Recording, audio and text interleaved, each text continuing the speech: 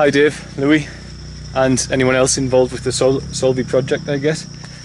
So my name's John, and I live and work in Tanzania. I actually live and work in a village called Uchira, which is near Mount Kilimanjaro, in a very rural and undeveloped area of the country. So I have a vision, which is what my Solvey application will be about. I have a vision of creating a blueprint for a charity for developing countries in areas like the one I'm in now, that can provide housing, nutrition, care, clean water, medical care, and all of the amenities necessary to live a comfortable life. I have a vision of doing that as a completely self-sustaining charity.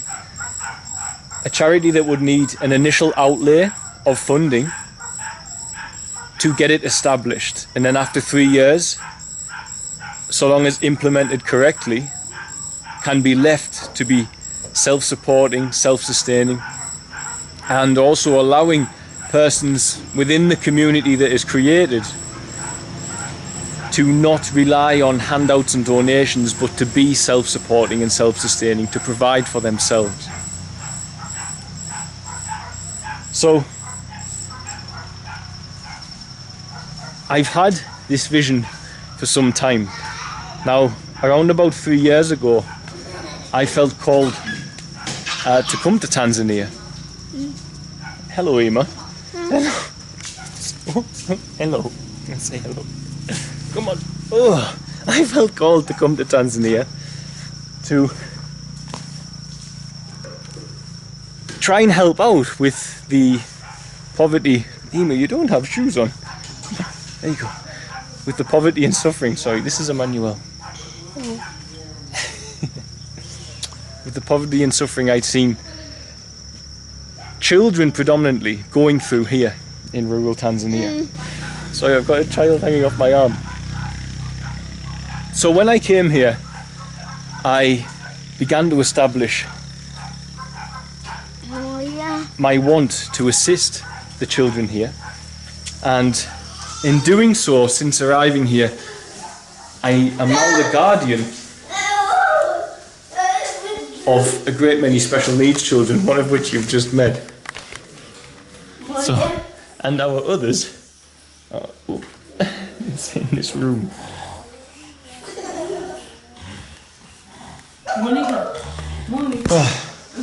It's dinner time, so it's a bit messy at the moment.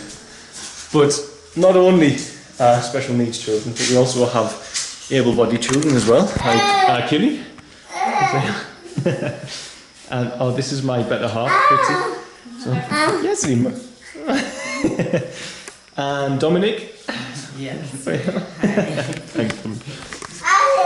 So, in my time since I've gotten here, what I've managed to do is build an off-the-grid community. There are currently, my journey here, having children in my care, began with Dominic, who you just saw.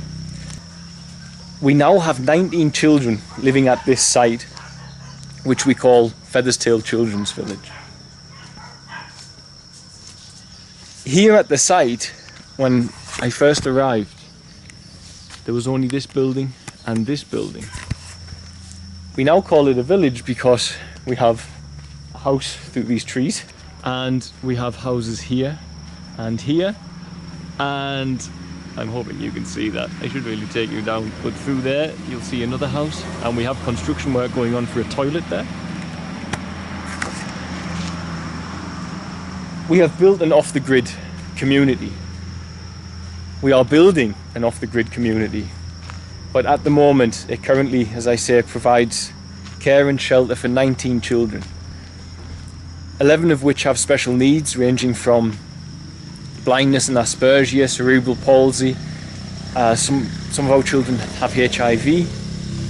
Other residents have developed into the AIDS stage, sadly.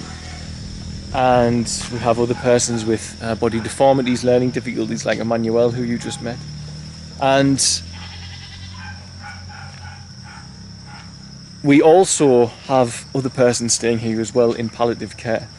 So we now have more than 25 persons living in this community. Now, the thing is with this community, and why I'm taking steps now to make it fully sustainable, is they fully depend on for everything from food, shelter, water. All you see here depends solely and has been built solely with my interactions with social media. Now, I know you are both YouTubers. I know one of you is a more prominent YouTuber, focused more on YouTube than the other, Louis more than Dave. So you know, I think, how difficult it is. I try to do daily uploads. You know how difficult it is to do that, and also how uncertain it is to be on social media like that. Now, all we see around me has been built through persons seeing us on social media and sharing with us what they can to build what we have to provide for these children. Now, many of the children were very neglected and mistreated when we met them. Disabled children have a difficult time here. Some, one boy I found tied up inside a shed. Other children I have found who were on the brink of death due to malnutrition. Other children needed blood transfusions to keep them alive. And it's in making videos and interacting with the general public that has provided the resources, the donations, the sharing, the caring to get this far.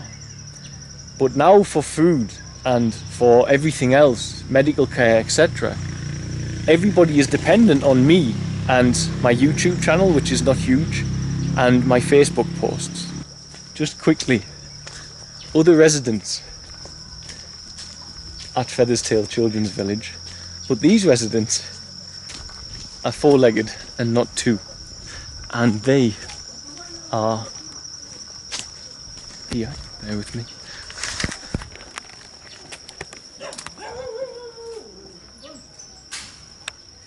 Yeah,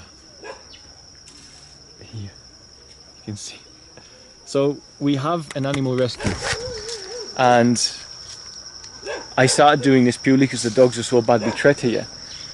The kennels and everything were built, thankfully, by a donation from Lush, a vegan cosmetics company, and our community is actually a vegan community as well, I might add.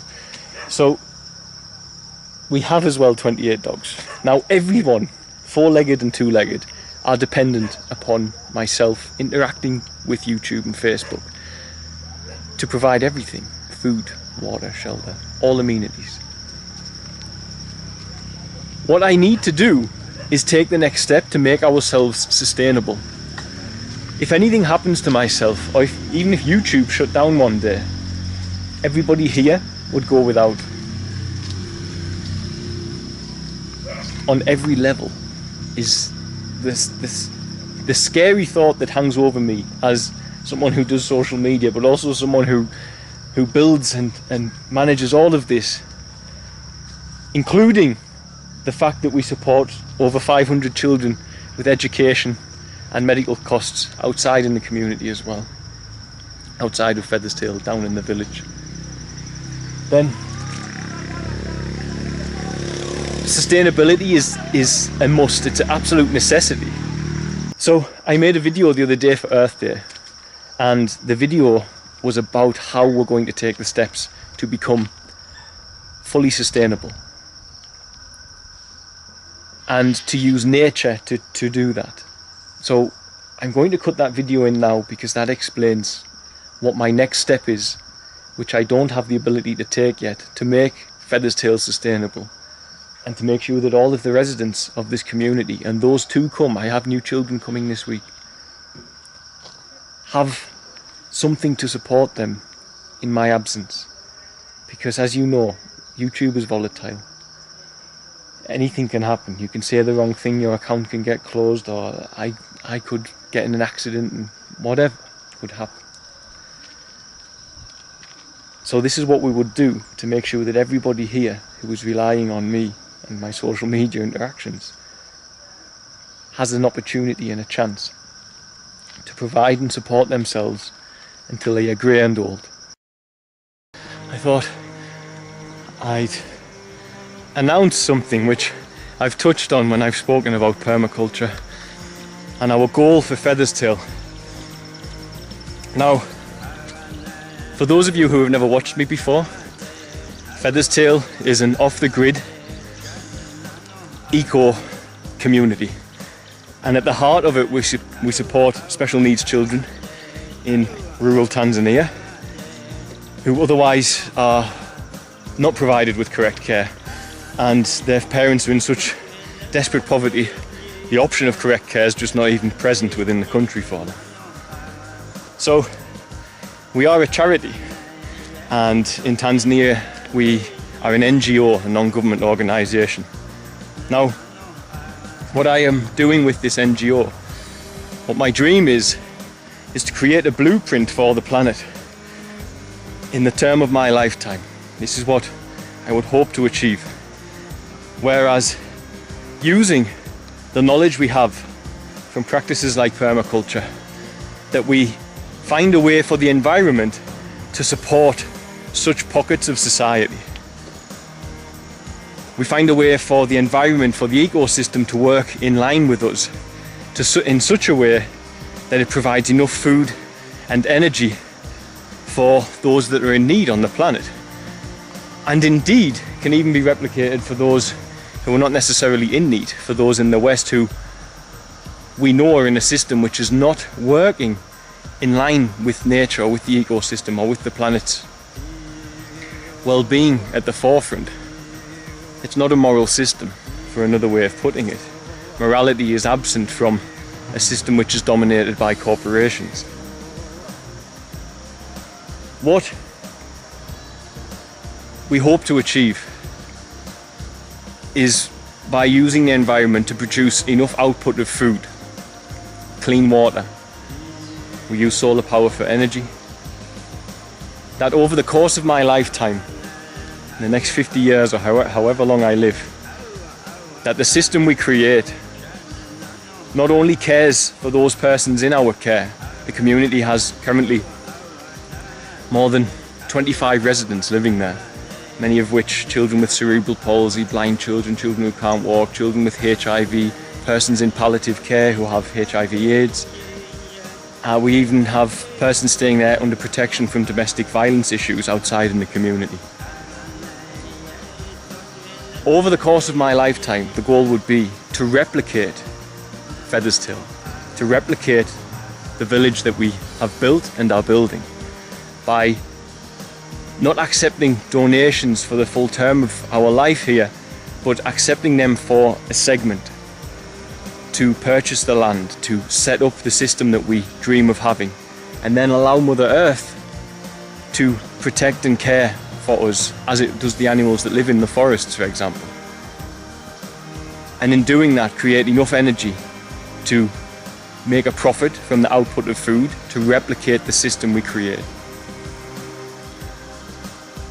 If I can create a replicating blueprint like that for Featherstail Children's Eco-Village, then that answers the problem for poverty on the planet without needing technology, without needing to burn fossil fuel technology, without needing lots of modern technology input, by predominantly relying on nature and the organic technology that is nature, and allowing ourselves to plug into that so as it can provide for ourselves and our children here.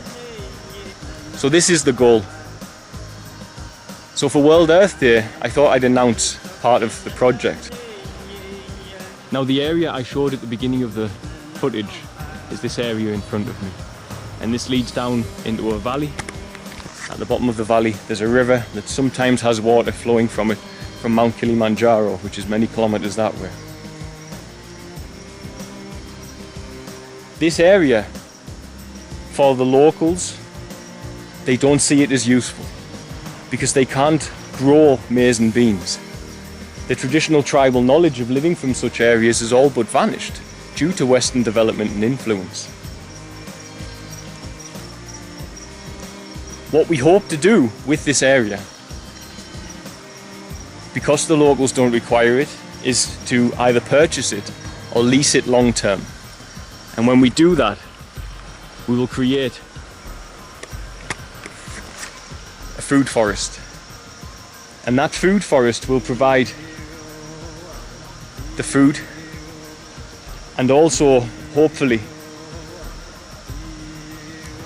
if predictions are correct, it will be able to sell food and produce enough income from that to provide the medical care which is needed for those special needs children within our care. Ultimately, within 10 or 15 years, we could be a completely self-supporting charitable community that is here to serve the most impoverished and underserved aspects of humanity, especially those families with disabled children or those families who are sick with such things as HIV/AIDS who can't work. Those persons can live in the community that we are building, and inside that community they can work this land when they have energy to. Those who are able-bodied parents with disabled children can leave them in the care of the other parents while they come to work the land with us, and the land can support them. And if the system is implemented correctly, the land will support them forever. And this is what we're trying to teach. We're trying to bring back a tribal reliance upon nature, as the African tribes relied on for millennia before Western influence. And it's only since the Western influence and population boom that we have the problems that we have all over the planet, with such desperate poverty and suffering and lack of food. I see it here in the most indigenous of tribes is the Maasai. The only suffering they have is sickness, cholera, etc., etc. But when it comes to food and when it comes to housing and shelter, they all care for one another. The tribe still cares for one another, so people don't go without. But here where there's Western influence, they do go without. So this is what I want to announce, is that this land in front of me, we are hoping to acquire. And we believe we can purchase 1 acre for around about £4,000 or $6,000. If we can get to that stage, we can then take the next step with our project, take the next step with our community, take the next step with our way of life in becoming completely self-sufficient. But not only that, this forest houses animals, monkeys, baboons, other wildlife, countless variations of wildlife, bird, reptile, even small mammals, dik-dik, so on and so forth. A hyena as well. The locals kill such animals because they can only use this for growing maize, and monkeys will come and take the maize. So for now, the locals see this land as useless. Unless they plant maize, then they kill the local wildlife. The land is not useless. They just don't know how to work it yet. If we can create even 1 acre where we create food from this land, every single person from all different tribes who own the rest of this forest, which is miles long, will copycat us. And they will stop just cutting down trees wherever they feel, because at the moment that's the only thing they can get from their land is firewood. They will start believing that this land that is deemed as useless is something that can be protected. And I know a saying that many candles can be lit from a single candle. And if you create this in this system, someone adopts it further on, and you support them and help them. If in 50 years' time this whole valley was a food forest which lives with nature, not with nature as an enemy, but in line with nature, then this whole valley in Tanzania could be influencing the rest of Tanzania to do the same. And if the whole of Tanzania has such things as food forests all over the place, the rest of the world can only come to adopt the idea as well. What we want to do, first and foremost, is support our children. But what I'm passionate about in my heart is protecting the planet that my children love on. But what's the point in supporting them if they're left with a planet which is ruined? And this This is a real possibility, a real option to influence far and wide, starting with a tiny section of land. Because if you can do it for one section of land, your neighbour will copy. Their neighbour will copy. And that's all it takes for a domino effect to begin in life. This is how the Industrial Revolution began. One person started industry. So perhaps a spiritual environmental revolution can begin if organisations, non-government organisations and government organisations all over the planet can adopt the concepts of permaculture and the idea that humans can find their position within the ecosystem, within the environment, instead of being an external that sadly beats it into submission a lot of the time. So this will be Feather's Tail Food Forest, and for now we don't have the resources to go ahead fully. However, I never had the resources 2 years ago to build a village that would support so many special needs children. I never had the resources to support more than 507 children with our children's fund. But we found them, or the universe helped them to find us. So this is what we will do. We just need to find a way to take the next step is all. Okay, much love guys. Bye. So, if I can get a food forest started, this whole community that we've already come this far with can stop depending on social media for everything. Stop depending on my interactions with social media for everything. So, hello. This boy, he loves the camera. And this young man doesn't have to depend. Come on, I'll take a seat. Doesn't have to depend on me uploading all the time to get support for everything. So, this is why we need to start a food forest. Now, we've already spoken to permaculture specialists on the planet who would be willing to come and offer their time. Yes, who would be willing to come and offer their time to help us to establish this for the sake of this community and for the sake of our 19 children and ever growing, such as Emmanuel here. So this is my plan to create, finalize this community being a self-sustaining, a self-sustaining, fully supported community that is off the grid and relying purely on nature for all its needs.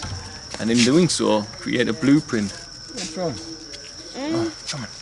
Create a blueprint for other communities in developing countries where they can know just how much it is that they need to spend to establish such a community. So, yes. So this is my Solvey idea, is to create a blueprint for a self-supporting, self-sustainable, environmentally friendly,